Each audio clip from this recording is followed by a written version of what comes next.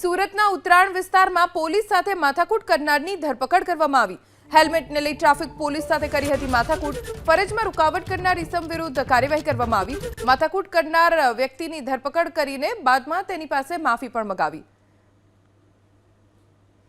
સુરતના ઉત્તરાયણ વિસ્તારમાં police traffic drive કરી રહી હતી અને એ વખતે હેલ્મેટને લઈને પોલીસે વાહન ચાલકને રોક્યા હતા। જો કે બાદમાં વાહન ચાલકોએ પોલીસ સાથે બબાલ કરી હતી। માથાકૂટ બાદ પોલીસે કાર્યવાહી કરી અને જે લોકોએ માથાકૂટ કરી હતી તેમની ધરપકડ કરીને તેમની પાસે માફી પણ મંગાવી હતી।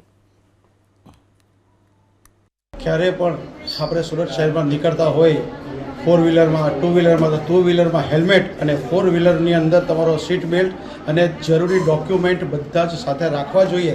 જો કદાચ તમે રાખ્યા નહીં હોય અને ક્યારેક જો તમે પકડાઈ જાય અને તમારો ફોટો પડી જાય પોલીસવાળાની સામે જો ફોટો પાડી લે તો કોઈ દલીલ પણ નહીં કરવી અને ફોટો પડી જાય તો તમારો મેમો આવે તમારે ફરજિયાત અચૂક મેમો ભરજો।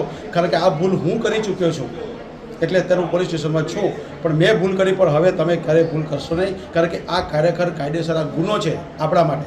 પોલીસ આપણી રક્ષા માટે પહેરવાનું કહેતા હોય છે હેલ્મેટ કે સીટ બેલ્ટ એ લોકોના માટે નથી કહેતા। તો આપણે સમજવાની જરૂર છે મિત્રો, હું ભૂલ કરી ચૂક્યો છું તમે